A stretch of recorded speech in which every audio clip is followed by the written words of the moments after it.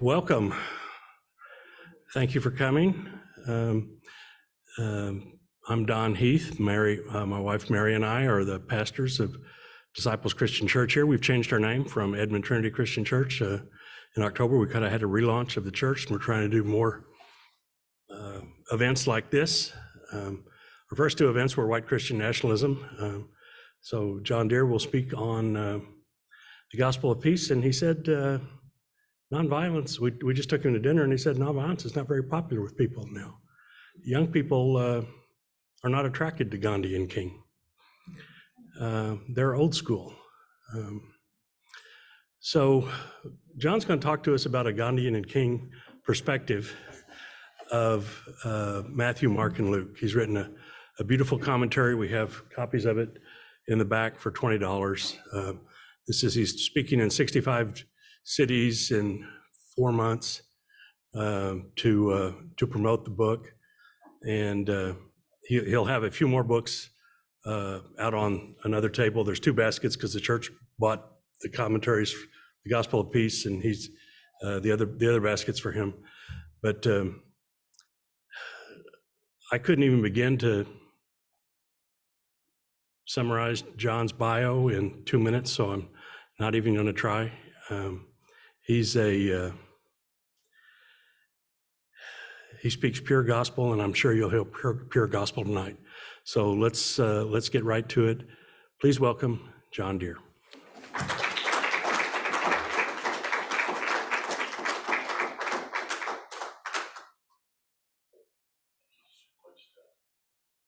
Well, good evening, everyone. And thanks so much for welcoming me back here. I'm going to move closer to you. And thank you so much, Don, for welcoming me, and Mary, wherever you are, if you're still here. And it's nice to be here. How are you all holding up and surviving, I hope? I thought it was going to be like 90 degrees today. That was why I came today. That was yesterday. 2 days ago. Okay, I got my weather. And I don't know if you all remember me, but I certainly remember you, and I think you're very blessed to have such wonderful pastors. And I really thank you all for being such good disciples of Christ. And I'm counting on you to resolve everything, to go forth and to proclaim the gospel to all of Oklahoma and to inspire everybody. As you know, I've told you a lot of my stories before and talked a lot about peace and nonviolence here before. I'll be 65 this summer now, Don. And I've been going at, I know I'm not long for the world, and been going at it my whole life. And like all of you, talking about Jesus and peace and justice and nonviolence and doing what I can. And I'm going to talk to you about this book, and you see it's a big fat book, several thousand pages long. What happened was the pandemic struck, and as somebody said to me recently, well, we know what you did during the pandemic. And I had been thinking about this, Don, and then just started writing. And so had just moved to California in the Central Coast area near Big Sur, was living alone because of the pandemic and wasn't working. So I just wrote all day for several years. And my theory was to go through the Gospels from a Gandhian, Kingian hermeneutic of nonviolence. Don, I'm trying to impress them and it's not working. I give them a big theology word and they just go, yes, of course. That just means perspective. Imagine if Gandhi or Martin Luther King, the world's greatest teachers of nonviolence, are going through each line of the Gospels and saying, see how totally nonviolent Jesus was. Now, my plan was to do a 4-volume box set, Don, but my publisher said, you can't do John. Someone's got to stop you. We got to put our foot down. I'm trying to make them laugh, Don, and it's not working. So anyway, I wrote my commentary. It's never been done before. I'm making this all up as I go. There are no footnotes because I just got Gandhi and Dr. King and Jesus and the Gospels. And, for me, it's kind of plain as can be.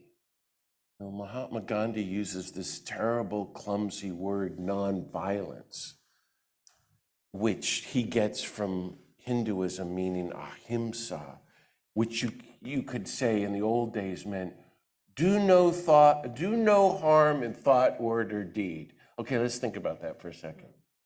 You are never going to harm another human being ever again for the rest of your life. Okay. You are never going to say another harmful word ever again to another human being for the rest of your life. Okay. You're never going to think a harmful thought toward any human being again for the rest of your life. How's that going for you? Hey, aren't they this is the Disciples Christian Church here? Come on, folks. And Gandhi says that's just the beginning of this idea of nonviolence. And he talked about it morning, noon, and night, and so did Dr. King.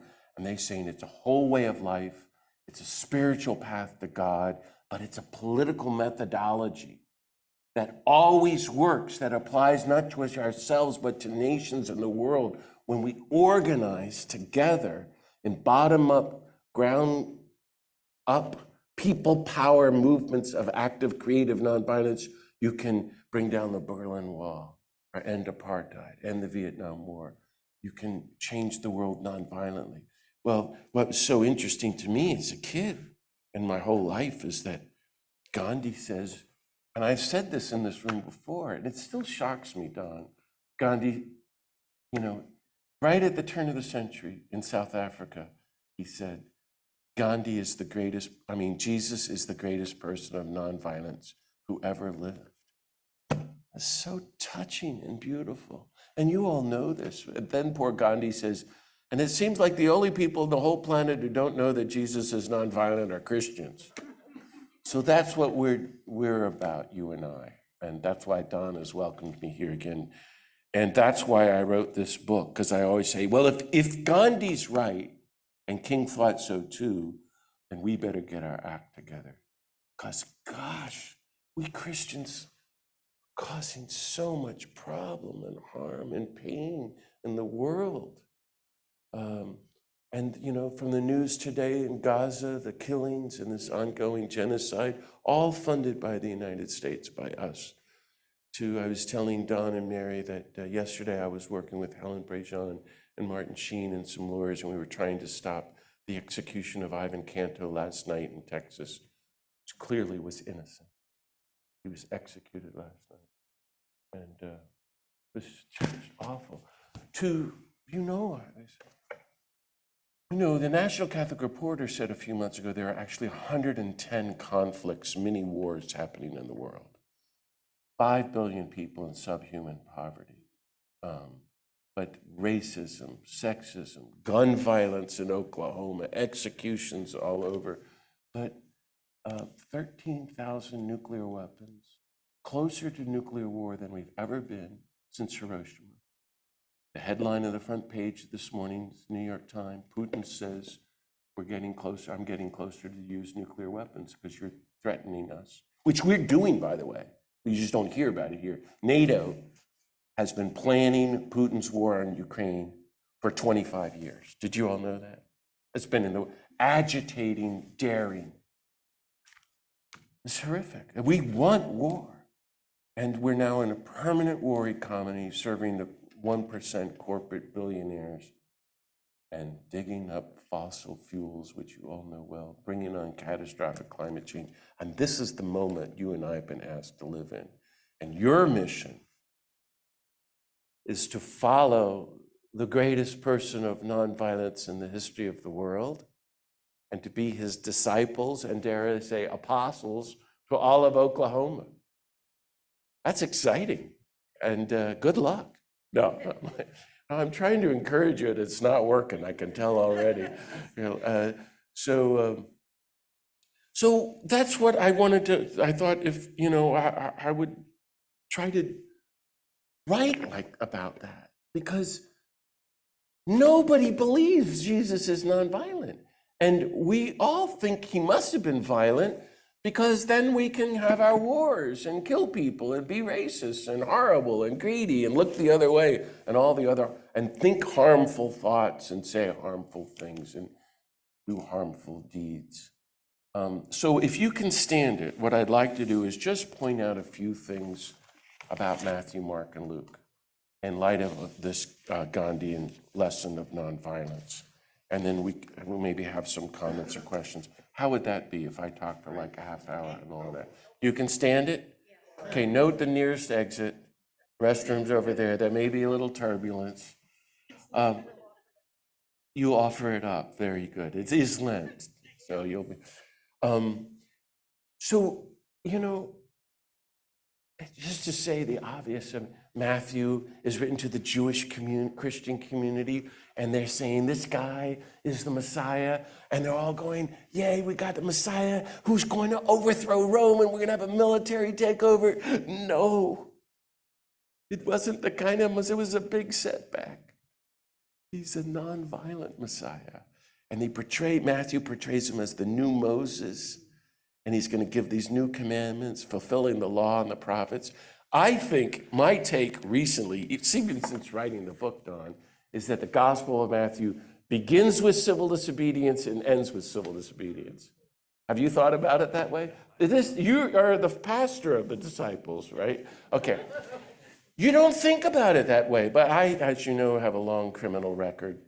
Thank you very much. And I'm an ex-con. I've been arrested about 85 times. I've been in court hundreds of times. And I'm banned from military bases around the country and churches around the country, you'll be glad to know, just because I'm against war. That Matthew says, when he was born, these three wise holy figures came, and they came to Jerusalem, and they went to see the evil tyrant, and they said, we're looking for the newborn king. And all of Jerusalem was in a uproar. And they go and they follow all of creation is leading to the birth of the nonviolent Jesus. And they see him and they have an epiphany, a spiritual experience of God. And they're totally disarmed, and they're under orders to report back to Herod so he can worship and therefore kill the king. And what do they do? The first few sentences of Matthew. Once you encounter the nonviolent Jesus, you disobey the authorities, and they go home a different way. And all hell breaks loose. I didn't make this up, Don. It's right there in the book. You've read that. You've heard the Magi before. It's political. Did I read it wrong, Anne? Did I do something? That's right there. You have heard, so you knew it was about civil disobedience. Well, I didn't. Once you meet When Jesus, I think about it, you never get support the culture of violence and war and death again. That's the beginning of Matthew. And this isn't even the most radical of the Gospels. But what is so shocking is right from the beginning, they frame Jesus as the new Moses. And he gives the Sermon on the Mount, Matthew 5, 6, and 7, which Gandhi said are the greatest writings on nonviolence in the history of the world. And so Gandhi, as I've said before, read from it every morning and every evening for the last 40 years of his life. He wasn't even a Christian. He wasn't Gandhi. He became Gandhi because he decided to do what it said in the words and let the words change his life. So it begins with the Beatitudes, blessed are the poor in spirit, which now for me means total surrender to God. We've completely let go of our lives and do only God's will. And therefore, it's really a portrait of Jesus, but the portrait of the life of nonviolence. And once you're surrendered to God, you grieve. Blessed are those who mourn, because the heart of nonviolence is we're all one. We're sisters and brothers with every human being on the planet. And we're killing each other all over the planet, like we see in Gaza today, that big massacre that happened. And so we are people of grief. And that's a key to understanding the Gospels, which nobody talks about. Why I'm doing this, going around the country like this and talking, is because everybody thinks Jesus is yelling and blowing up at everybody. He's not. He's grieving throughout the entire four Gospels. I invite you to ponder that and think about it. That's why he's so nonviolent and so compassionate. Blessed are the meek, the gentle, the nonviolent, he says, right there. They're one with creation. Hunger and thirst for justice. Be merciful to all those you're not supposed to be merciful to, like those on death row. Be nonviolent in your heart, and you'll begin to see God. So powerful, these weird connections. And it all leads up to the climax. Blessed are the peacemakers. They are sons and daughters of God, who is a peacemaker. And because you are the sons and daughters of the God of peace, you go forth into the world of war and make peace. You have nothing to do with war, except resist it and non-cooperate with it and try to stop it and to heal everybody and make peace. That's your work in Oklahoma. That's what you've been all trying to do, as Don and Mary have been telling me. I thank you for that.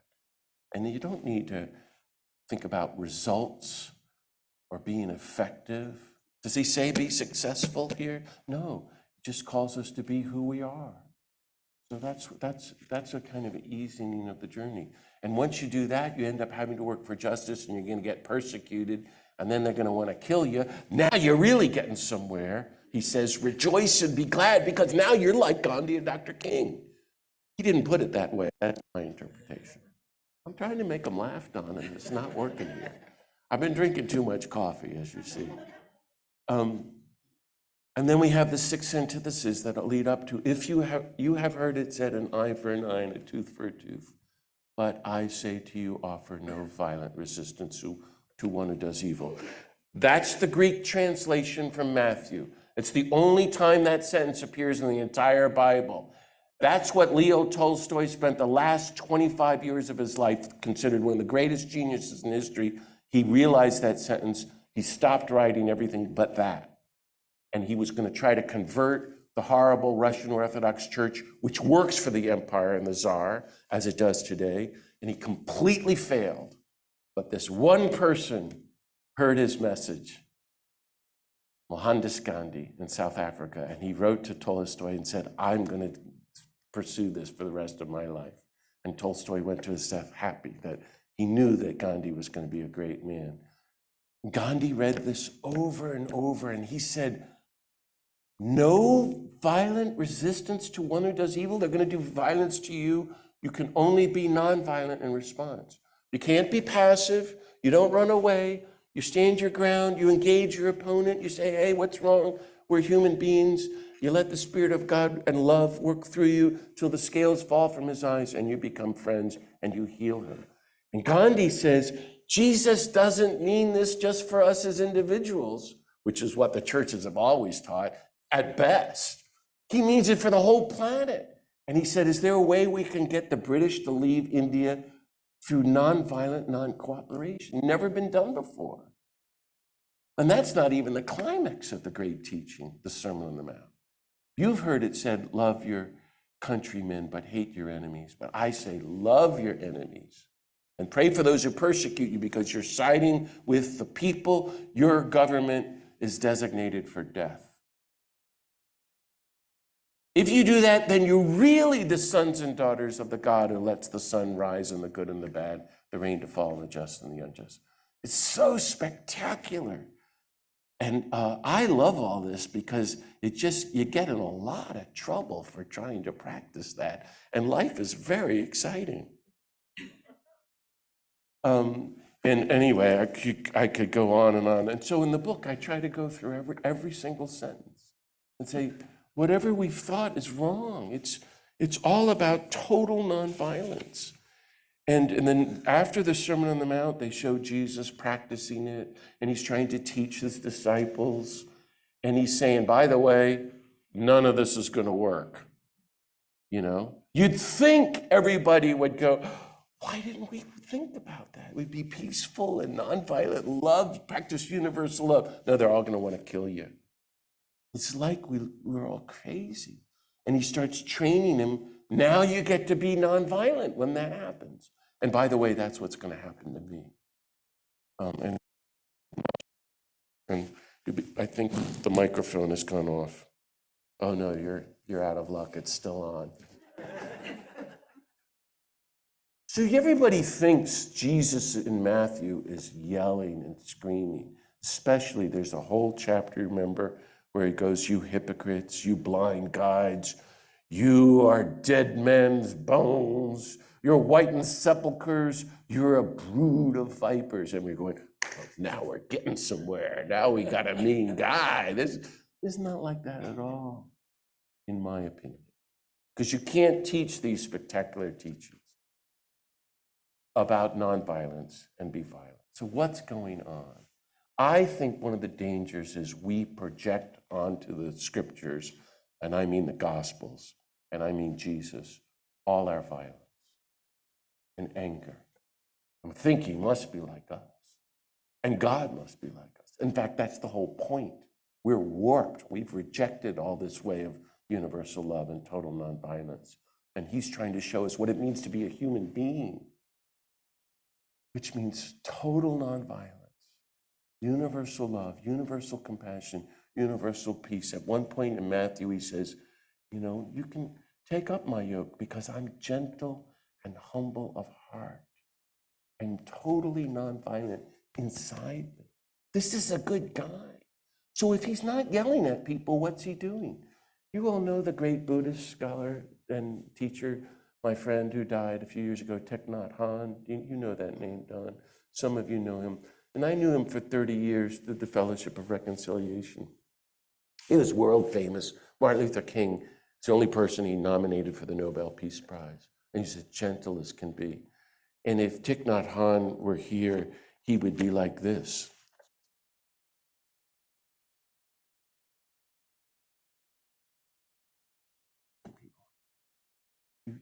Seriously trying to build nuclear weapons? Did you hear what I said? No. Right. That's my point. I just said you're all hypocrites because you live in a place that's executing people, you're waging war, nuclear weapons. In other words, he's so gentle, he whispers, and he says very strong things. But when you hear Thich Nhat Hanh, this great Buddhist guru, speak, you're changed. I think Jesus was like that. But when we read it, we don't get that. And we say, oh, well, he's in the prophetic tradition of Jeremiah. No, there's too much spectacular nonviolence. Jesus doesn't hurt anybody or yell at anybody. In fact, he forbids anger and fear throughout the Sermon on the Mount and says, cultivate these other emotions, grief and joy. So I think that's very powerful. And the synoptics tell the story of Jesus organizing a movement, and they go to Jerusalem, and he does civil disobedience in the temple. And, as I've said here before, Jesus was upset about the temple system, how they were charging people to visit God, to pay money to buy a lamb to kill for the sacrifice. What would he say about what we're doing on the verge of destroying the planet, engaging in nuclear war and permanent warfare, not to mention all the violence? So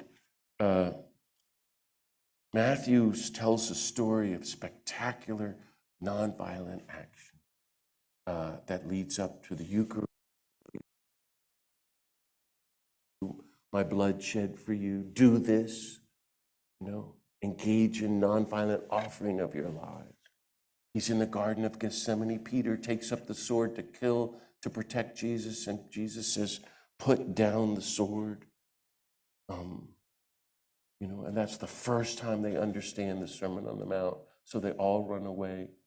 And he goes into spectacular nonviolence in his execution.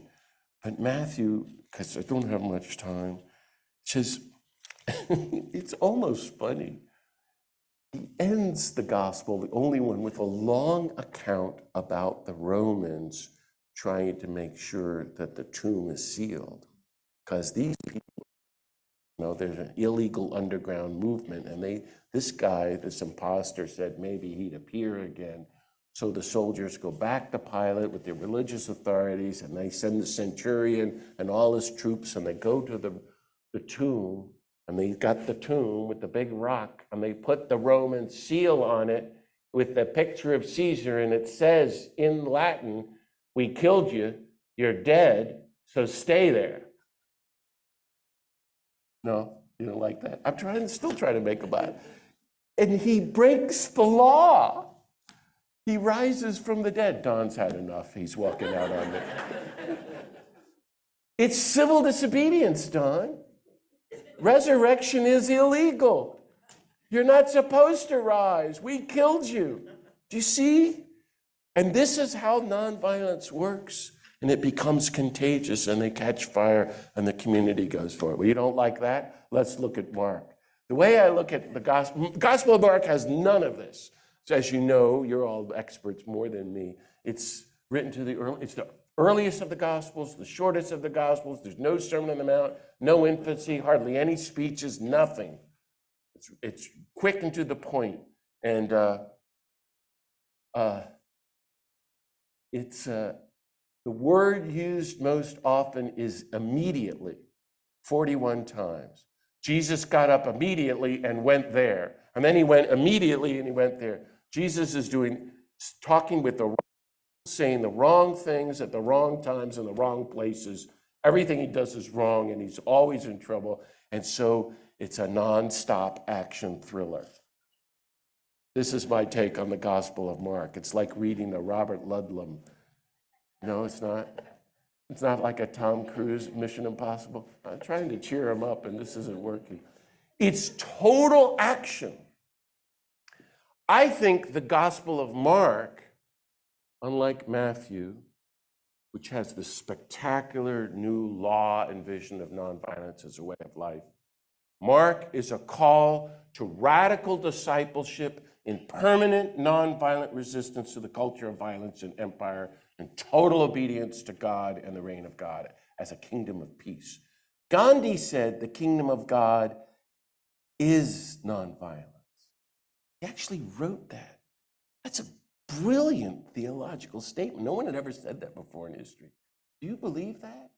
Is that true? If that's true, now we're getting somewhere. And Jesus is saying this reign of God is at hand. So Jesus is constantly on the move. And from the beginning of Mark, they're out to kill him. And eventually they catch up. And the first sentence, you go, well, that's nice. The first sentence of the gospel. Do you remember what it is? The beginning of the gospel of Jesus. Well, you go, that's nice. No! It's total revolution. You know why? Because no one is allowed to use the word gospel except the troops. When the Roman armies roll through the area and they kill everybody and steal the resources and burn houses and rape the women and make the men join the Roman army, they then march on to the next village. This is what life was really scary. And they announce, good news. The gospel of Caesar. We've just had another victory and taken over that village in the next town. The beginning of the gospel of Jesus. Holy Toledo. Do you see how it's pure revolution?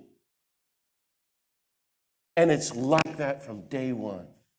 I mean, they could just be killed for writing this. And they were. That's what the story of the early church is. And Mark is written before the destruction of Jerusalem in the 60s. We know in the year 70, Rome came in and destroyed Matthew and Luke.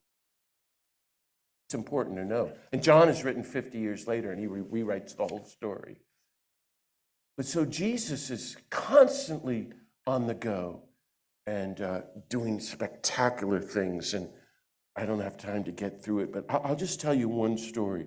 The day I was writing Mark chapter 13, I read that Russia invaded Ukraine.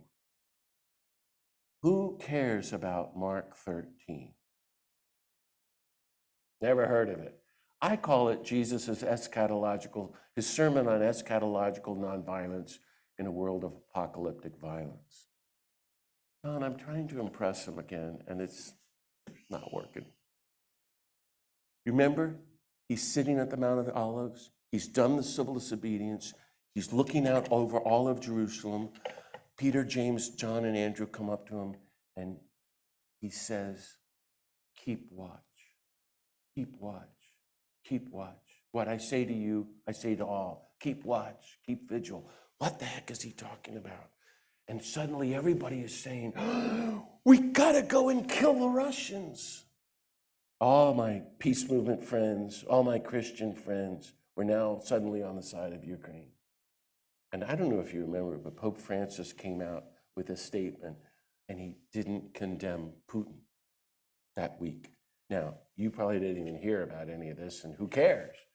But he was totally trashed because he knows and said for 25 years, NATO has broken all of its code and has been agitating and pushing Russia for this war. We've been planning it. Anyone who's studied just a little knows what's been going on. This didn't just happen. Putin just didn't wake up.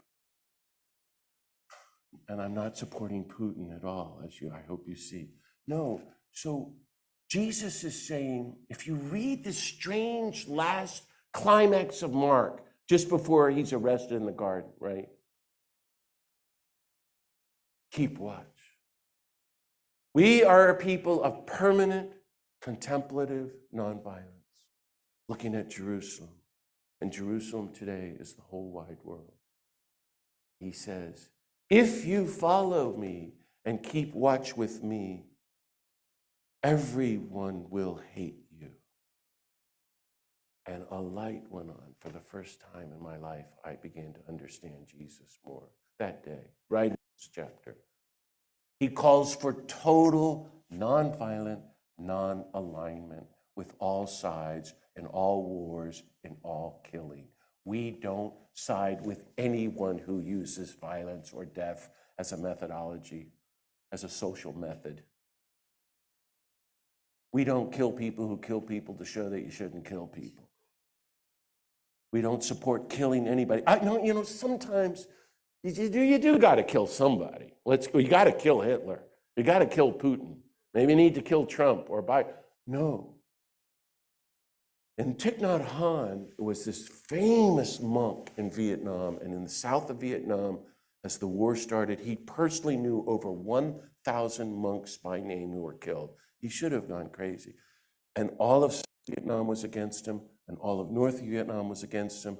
He came to the United States to visit with Fellowship of Reconciliation. He was not allowed back there. Then he was getting death threats from the United States, and he ended up in exile in France till he died 2 years ago.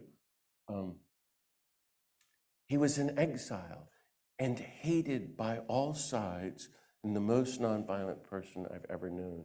And I thought, that's what Jesus is talking about. When I went to live and work in El Salvador in 1985 in a refugee camp where the bombs were falling, the death squads were coming in there, and when the death squads came in, my job was to go out and talk to them. And the Jesuits like, well, I hope they'll kill you instead. Thanks.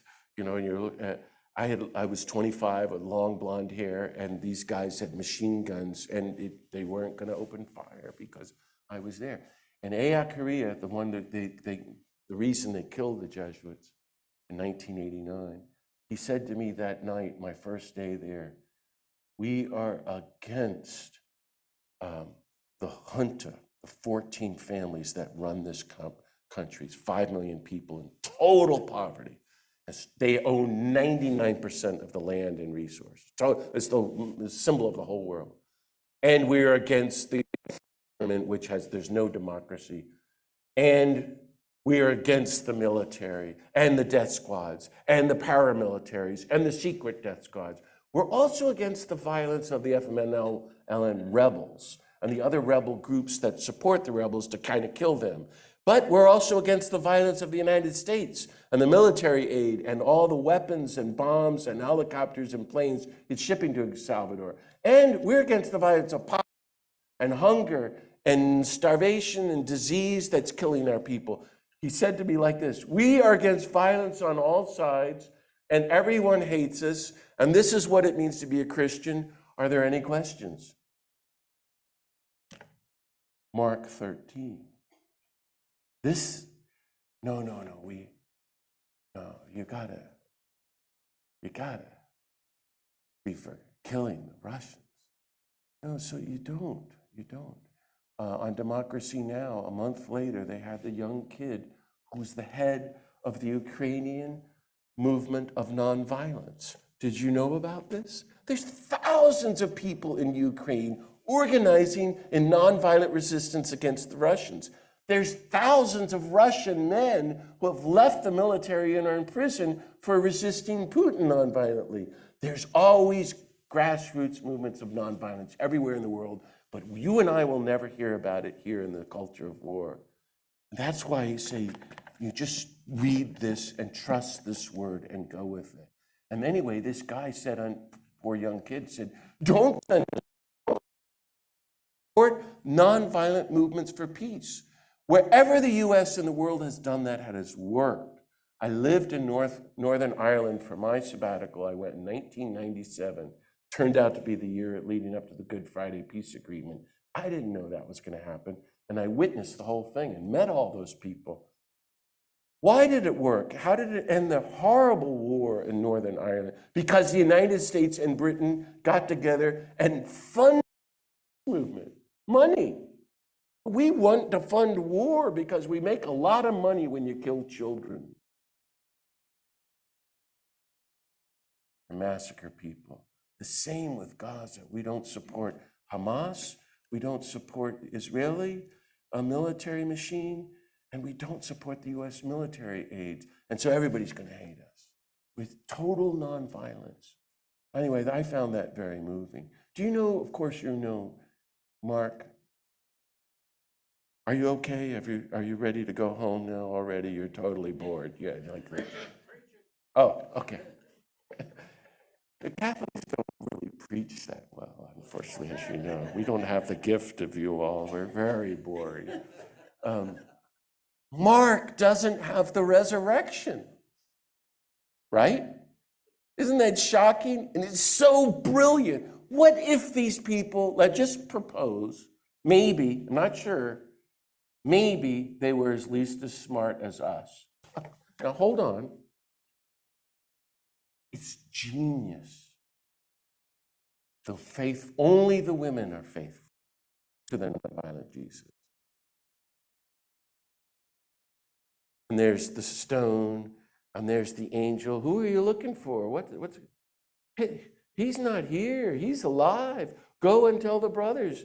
He'll meet you back in Galilee. And it says they run off terrified. That 8 verses are added 700 years later because you got to tidy this up. This is not presentable. It's genius. Mark is saying, if you want to meet the Jesus, you, dear reader, have to step into the story and go back to your own Galilee and follow your way of the cross in permanent nonviolent resistance to empire. And along the way, you will meet the risen nonviolent Jesus. Great. Well, you don't like that? Let's talk about Luke. Luke, it's just so spectacular. I always used to think, I don't know if I talked about this, but how did Jesus learn all this stuff? Luke clearly, his mother. Number 3, we have the 3 spiritual movements of Jesus' teacher of nonviolence. Again, I'm going to try to impress them, and they're already yawning. Like Mary and the Annunciation as contemplative nonviolence. She's meditating in total peace, encounters the holy angel, saying, this is what's going to happen. And she says, may it be done according to your word. Behold, I am the servant of the God of peace. Of course, I'll do whatever God wants. Once you have that leads in your contemplative nonviolent life.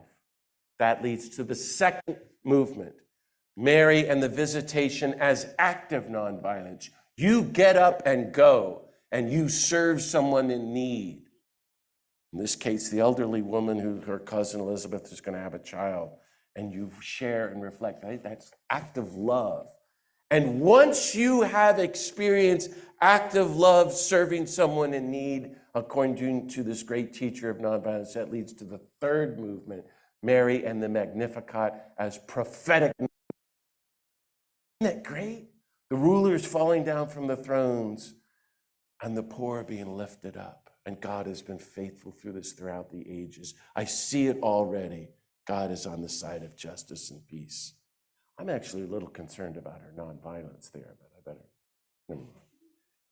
So then we get Luke 4. Jesus appears in this Nazareth synagogue, and he steps up to the microphone, and he reads Isaiah 61. It's the greatest line in all of human history.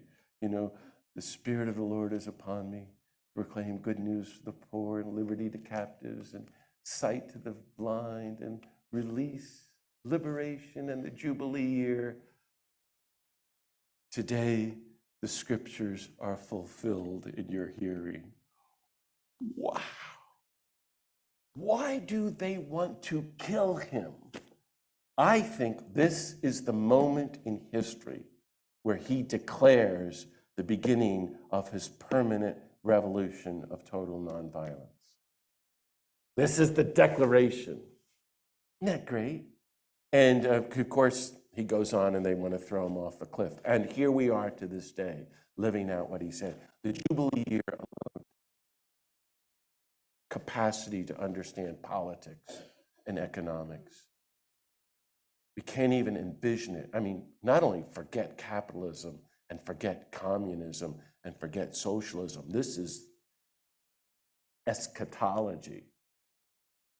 All money in the entire planet will be redistributed in the next few months so that every human being gets an exact equal share of money, food, clean water, housing, and all. The whole planet, all the billionaires and rich people, all have to give away all their money. Nobody's talking like that. He's a great, spectacular person. You get the Sermon on the Plain, which is the poor and the hungry and the weeping, and woe to you rich, and you who are full, and you who are laughing. Love your enemies, he says it twice. And all of this leads up to me, and I think I've talked about it before, but the most spectacular thing for me in Luke, and maybe the whole Gospels, is Luke 10.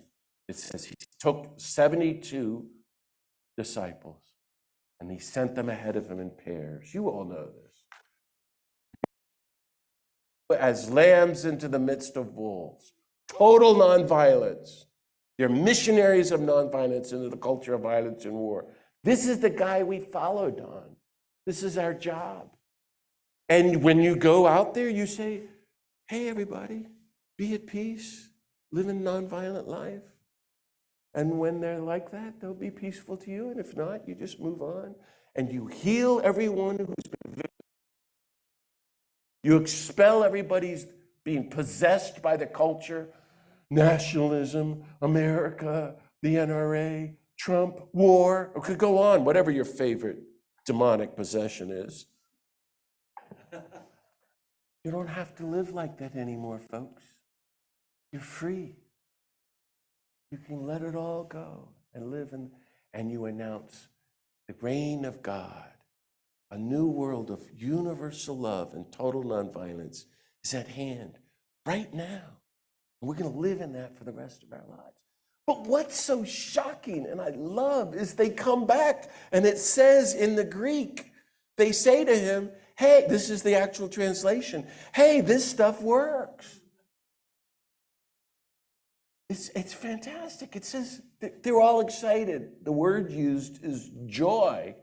They came back rejoicing, and he saw them and he rejoiced. And he said, do not rejoice because you have power over the evil demons and injustices and war.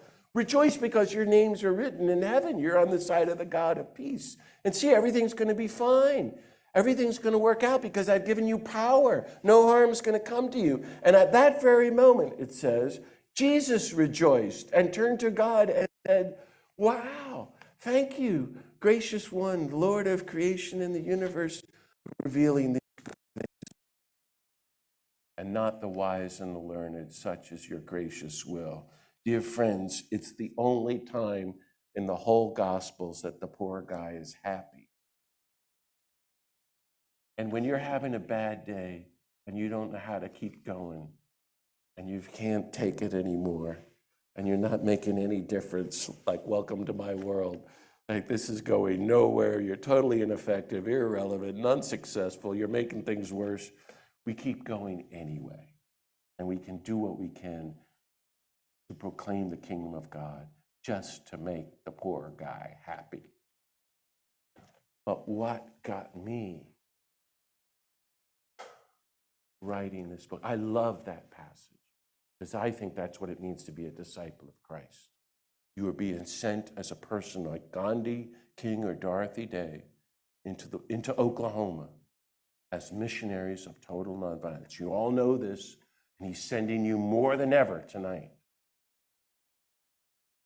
But I never liked the sentence. I mean, I can deal with the parables. I figured them out. Like, it seems like maybe he's telling the story of violence. No, that's not.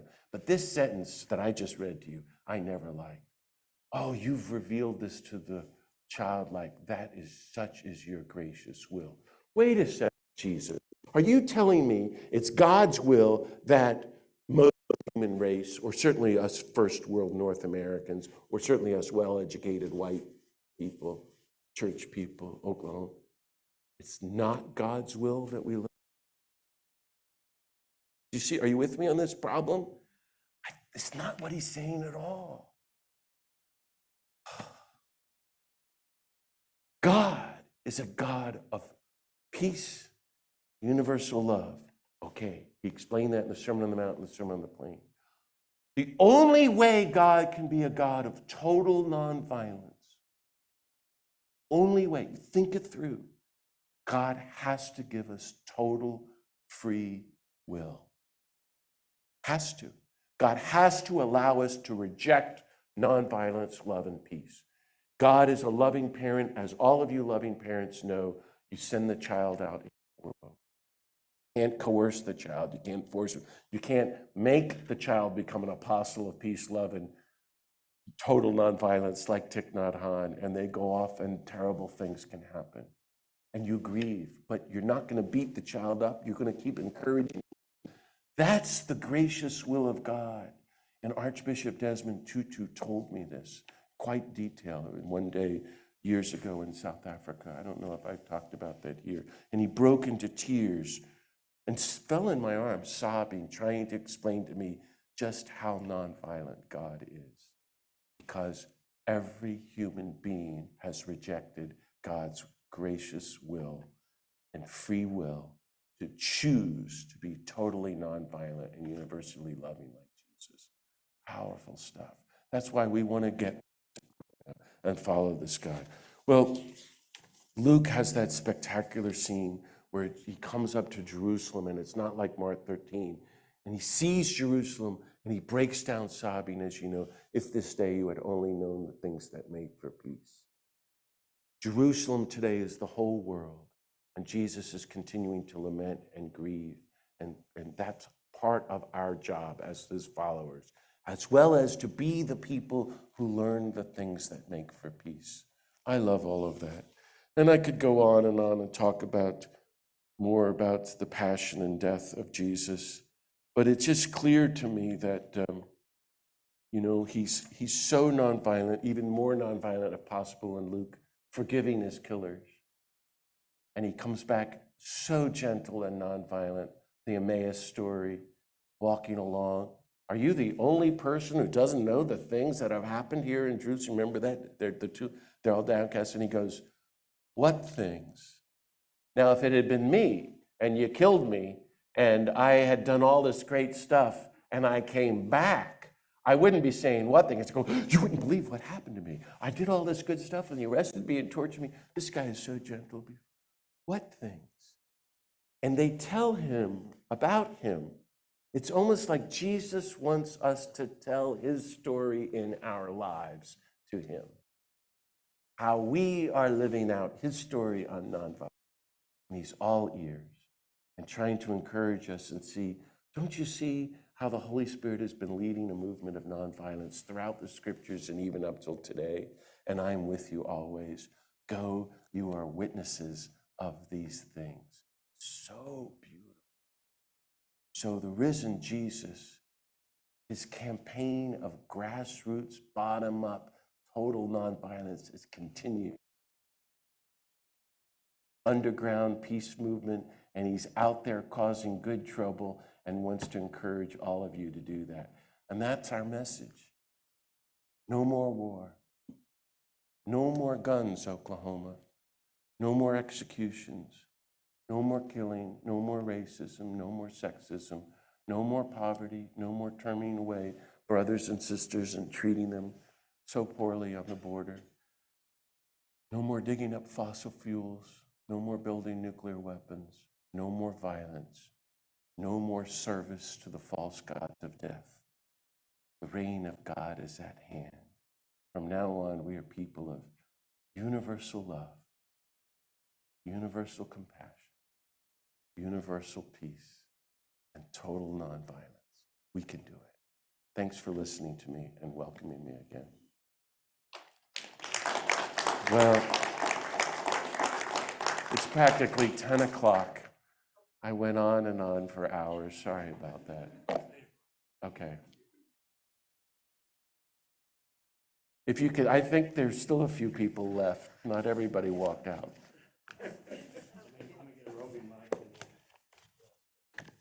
Does somebody want to start us off with the first question? Or maybe we've resolved everything.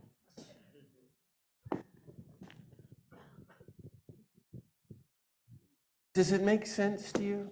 You all know this already? You know, you've heard it from Don and Mary. It's always good news to hear. It is good news to hear because and to hear it again. And apparently that's the way this works. We need to keep telling the story every day and concentrate on this news, not the news we're hearing in the press, the bad news. The culture of violence wants you to believe there's nothing you can do. There's no way you can make a difference in Oklahoma. You're helpless, you're powerless, might as well be despairing and give up. No, that's not what this gospel, the good news is. You have power to go forth and make a difference, every one of us. But together, you have a great group here, you know, and if you're alive, you're still alive, you've got more work to do. So there's no excuse. Okay, somebody better ask a question or I'm going to keep talking, and that's going to be a setback for everybody. I don't know whether this is a question or a comment. One of the things you said that really struck me is that we miss the message when we read it. The scriptural messages, when we read them. And I think that's really true. Because reading is a very, well, I don't know, is it left, right, or not, but we can't pick up the power of the message if we just read the translation in English. And the other thought I had, and I want you to respond to these things, if you would, please, is that I'm very much out of my head all the time. Most of us, I think, many of us are. Is the way we're taught to be. It's and until we hear that message viscerally, do we really hear the message? Apparently, back in those days, it was all oral. You know, the whole world was oral storytelling. So you're telling stories about this guy. And then the stories are stories about how they told the stories. And so, you know, the community of Mark would have been writers. I mean, it's very clear to me that Mark is Peter's oldest. He would have heard all of the stories of the gospel. He would have known Jesus. He was raised there. But Peter told him, Mark, his boy, all the terrible things he did. That's how we know all of that. That wouldn't have happened otherwise. Mark lived long. He lived 30 years later, and there was a community around him. and of women and men, and they wrote the story, and they passed on the stories, and they told each other stories, and the writing, by the way, is genius. Oh, what's your name? Thing is, Mark says at the very end, and throughout, if you really read it carefully, this will not work unless you enter the story. You have to live the story and then tell that story of the nonviolence in your life, how you're living it, and therefore how God is working through you. In other words, to use other big words, you know what? Churches, orthodoxy, dogma. But that's not what the early community was about. It was about orthopraxis. You have to practice the gospel, engage in the gospel, love your enemies, and over, that's what Mark is saying. Let us cross to the other side of the sea. No, we're not going to the other side of the sea. I would love to tell you about those stories because they're ingenious. They're not about walking on the water or magic. It's nonviolence. That's what I write here in the book. On the other side of the sea is the enemy. And over, in Synoptics, he makes them get in the boat. And they're scared. So once you're going to love your enemies, to go into pagan, evil, Roman-occupied territory, and Jesus is a piece of cake. He's totally nonviolent. But these guys, it's like a squall happens. And he's asleep in the boat. And why are you so terrified? I'm right here with you. And then the next time is walking on water. And come in Matthew, Peter, you can walk out. It's just practicing total nonviolence is harder than walking on water. Try to press them down, and it's not working here. But you see, Mark is saying, get out of your comfort zone. Enter the story, engage in story, and over, especially in Mark, it says, the disciples did not understand what he was talking about. And they were so scared that they did not understand, they didn't say it. Let the reader understand. And it's very clear that Mark is addressing the reader, because you people, you readers, us, think, look at these idiots. I was telling Pam, they're like the Keystone Cops, or the Marx Brothers around poor Jesus. They don't get it. We're just like that. And so in the gospel, and that's the point of having a good church like this, is you're getting it unpacked from a revolutionary perspective of God's reign as total nonviolence and universal love and redistributing all wealth. Then we're getting somewhere. But if you can read it, for many centuries, it was meant to be read aloud, and people memorized verses. And that might be one good way to do it. But to really, really mull and live on the word. Now, my teachers were the Berrigans, Daniel and Philip Berrigan. Do you know who they were, Dave? Legendary priests against the Vietnam War. Unlike anybody else I've ever met, and I've met a lot of people, those two guys who died in their late 90s, morning, noon, and night was the gospel. They carried it with them. Like Frida, who's now 45, told me just recently, so Phil left the priesthood, married Liz, and was in and out of jail his whole life. Phil Berrigan did 11 years of his life in prison. Then he's got these 3 little kids in the 70s, and he's getting arrested and stuff. They're driving to school, and what did they do in the car? They read the daily readings, and he made his kids talk about the readings in the car. And now his kids are some of the greatest people in the country. It's the word all the time, the gospel word. And we kind of, like I was saying about Gandhi, not just live by the word, but let the word live in us and change us. And what I'm proposing is that means something we have yet to even quite understand. No harm in thought, word, or deed. Total nonviolence, universal love. And so you get up and you get out and do your little bit to make a difference for a new nonviolent Oklahoma City and a nonviolent Oklahoma and a nonviolent country. We have work to do. At least to be teachers of nonviolence, teachers of gospel nonviolence. Was it? Someone else? Well, yeah, you're going. You open your mouth. Who is? Not a question, but more just, I'm sitting here reflecting with all you're saying, and then, with Don saying, and some of us were here for all the presentations on white Christian nationalism. And Yes. and it's so, I'm just sitting here chewing on how the word is also being used for the exact opposite of everything you've said here, like in Oklahoma. I mean, people, quoting scripture left and right and using it to support the disrespect and the disregard for human dignity And for war and yeah, destroying and the all planet. of that. And it's just like, how do we put all this together and not get sucked into letting ourselves react, letting the violence that could so easily arise in our human selves, like to go back at it. So not a question, but just like Really putting all that together. beautiful, beautiful thought. Yeah. Thank you.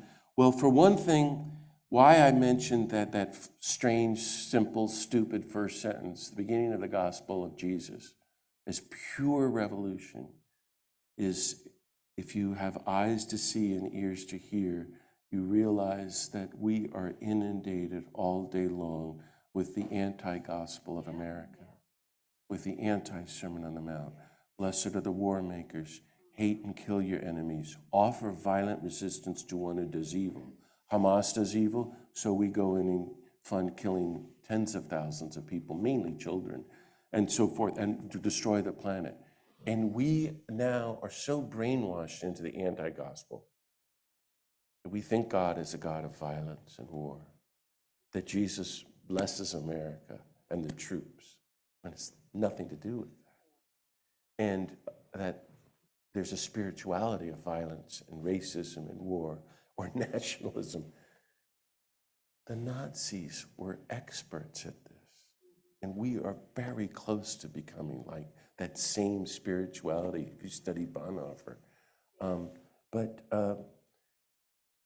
I forgot the other thing I was going to say, but the thing is we don't want to internalize that. We want to internalize the good news of total nonviolence. So you have to be very careful what you feed yourself.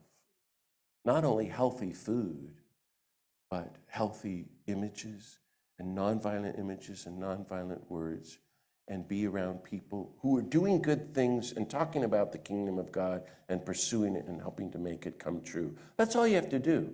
We don't have to go and do everything ourselves. We have a Savior, and we do have God. But we have to work on our inner nonviolence, since you referred to your heart, and not retaliate, and not get angry, and not believe that anymore. We have to be atheists in the culture, real believers in the God of peace and the nonviolent Jesus, things like that. And so really decide which reign are we going to live in. In the Gospel of John is very clear. He has Jesus before Pilate, and he says, are you a king? Well, if I was a king, my attendants would be fighting and killing to protect me, but my kingdom is not of this world, so my attendants are not fighting and killing. That's it. That's the only difference between Jesus and the kingdom of God and the United States or the Roman Empire. One uses violence and killings and weapons and nuclear weapons, and the other doesn't. Which one do you want to live in? Which one are we part of? What gospel are we proclaiming? And why go along with this anymore? And yeah, everybody's going to hate you. Our guy got killed. You can get arrested, but look, just call me. I'll walk you through it. You'll love it. Now that didn't go over well. It'll be fun. Live and well. How about the last comment or question right here at the end? I guess, how do you really change your heart? I mean, mentally, I've practiced nonviolence since the 60s, but the urge is always there to retaliate. at least in my mind, whether I speak it or not. So how do we change that heart? Thank you so much for asking that. It's so beautiful. What's your name? Margie, that's it. That's what Jesus is inviting us to. So I read the Gospels and see what Jesus says about how to do it. And then I look at the great teachers, the great saints, especially Gandhi and Dorothy Day and Dr. King. And I realize, speaking for myself, I cannot change my heart. I am helpless. I am stuck, sinful person. So then you realize, I love all the imagery of the 12-step groups. So really tonight we're having a meeting of Violence Anonymous. And I'm your speaker. Hi, I'm John. I'm addicted to violence. And you go, hi, John. I'm telling you my soul's story, my sad story. And I'm trying to become sober and nonviolent. And I'm going to be kind whether I like it or not. And I'm going to make amends and restitution and turn to my higher power and never be violent again. And you never get there. So that's why I don't use the word sin. I talk about violence because I think that's what the Bible is. Now, if you follow that analogy, if that's true, that we're addicted to death, we like to kill. We like the power. It's fun being number one. We like racism and sexism, whatever it is. Or you like being a bully to your dog, somebody, you know. We're sick. And the people of the United States, we're the sickest of the sick, Martin Luther King said, in history. Because we're the ones pushing toward the destruction of the planet.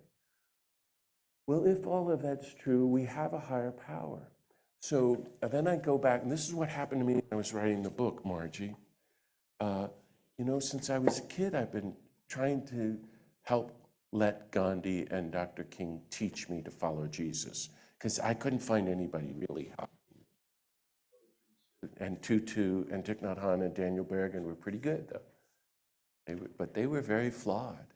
I know that up close. And so was Gandhi and Dr. King. Mother Teresa spent 3 hours a day in prayer. And she was a very busy person, just for the record. Gandhi spent an hour in meditation in the morning and an hour at 5 o'clock every day for the last 50 years of his life.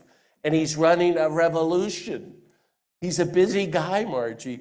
And I used to think, oh, someday I got to do that. Well, when the pandemic hit, I thought, well, I better start. So I have tried to do up to an hour meditation every morning my whole life. Now I'm trying to do another. And that means also scripture and spiritual reading and community prayer on top of that. And be totally active in the world. The reason we don't want to go to pray is because that business that you're talking about, that little bit of tiny, that violent person within you starts to come up. And we don't like sitting with ourselves. Whether it's violence toward ourselves and then we want to beat ourselves up, I shouldn't think that. Or, you know, I really like you, God, but I really want you to get my boss or the neighbor or my uncle who I hate. Whoever it is you hate or have a problem with, that comes up if you're at all conscious. And then your cultural stuff, you know, you end up praying for the NRA or whatever, for killing whoever you want to kill. But the more you give that to God and in your meditation, the more you let go of your own hurts and wounds and whatever the anger is inside you, and this business of vengeance and retaliation and even hatred and nationalism, whatever that is, you let it go. God just disarms your heart, heals your heart, melts your heart, gives you a nonviolent heart. And the old Catholic tradition gives you a sacred heart, like the nonviolent Jesus. And then you have a heart for the first time and starts beating again. And so we're on a journey. Now, what I didn't tell you was so spectacular. Mark has this, can I stay till midnight and just keep talking? Okay, I'm being violent. Well, Mark has this business of, he's going to go do civil disobedience in the temple. He sees no fruit, so he curses it. Who cares? What the heck? And then he goes into the temple, he does civil disobedience, and he comes out, and the disciples go, hey, the fig tree's dead.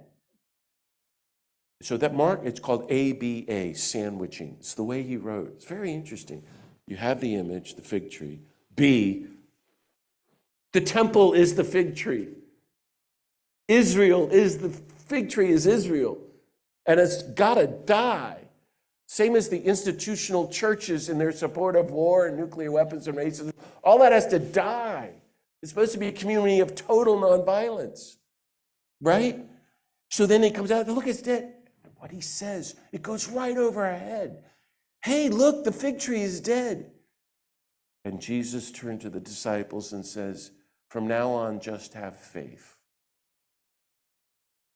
If you say to this mountain, get up and go into the ocean, it'll move into the ocean. Ask for whatever you want, but believe that it has already been granted and it'll be granted to you. And every time you stand to pray, forgive everyone who ever hurt you.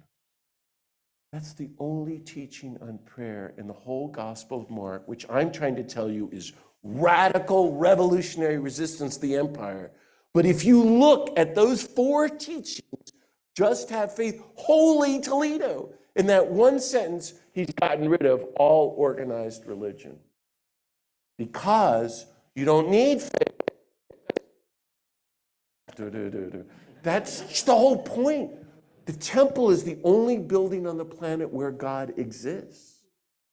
God is not in creation. God is not in us. God is in the temple. That's why you spend your life savings and go there during Passover and buy an animal for the sacrifice, because that's where God is. Jesus is saying you don't need the temple anymore. You don't need to give up. Just live in faith now, and you are with God now. And so believe and act. And you could say, I order apartheid to come down, and you give your life to it and it'll end. Say to this mountain. And every time you pray, forgive every person who ever hurt you. That's the key, Margie. That is really key. And it runs throughout the Synoptic Gospels, and it's right there in the Sermon on the Mount. The only way to get rid of that, you said revenge, retaliation, is to forgive and recall every person who's ever hurt you and grant unconditional forgiveness in your heart, in your prayer, and start actively praying for them. And everyone who pushes your buttons every time you meet them at the grocery store, you pray for them, call down a blessing on them. And everyone you have hurt in your life, you try to make amends and to heal them and ask their forgiveness and apologize and say, I'm wrong, I'm wrong. Not just forgive me, I was wrong, I should not have done this to you. This is reconciliation, this is nonviolence, and it's a whole new way of life, and it can only happen in the meditation. I think maybe not so much, we need community too to do this. We need the word to do this, and we need action, but there is this private meditation time. So I invite you to go tomorrow morning and take a half hour and be with Jesus and give him everything. All your violence, your hurt, your anger, your anxiety, your fears, your worries, whatever scares you, whoever hurt you, and whoever you want to hurt, let it all go. And let him give you his resurrection gift of peace and disarm your heart. And you begin to breathe again, and you come alive, and you begin to discover, we haven't even really discovered, is to welcome his gift of peace. And then we can really be peacemakers, because he's giving us a new heart. He's creating that clean heart within us. He's disarming our hearts. Does that work for you, Margie, what I'm saying? Okay, it makes sense. Go and practice it. Try it out for like a month or a year or maybe 10 years and get back to me. Don, I want a full written. Hey, you all, thanks so much. It's been great to be with you again. Thanks for having me. You're very kind. Thank you. Thanks, Scott. John we'll have a reception in the back. We have cheese and wine, and we have some of John's books, and John will be happy to answer more of your questions at the back.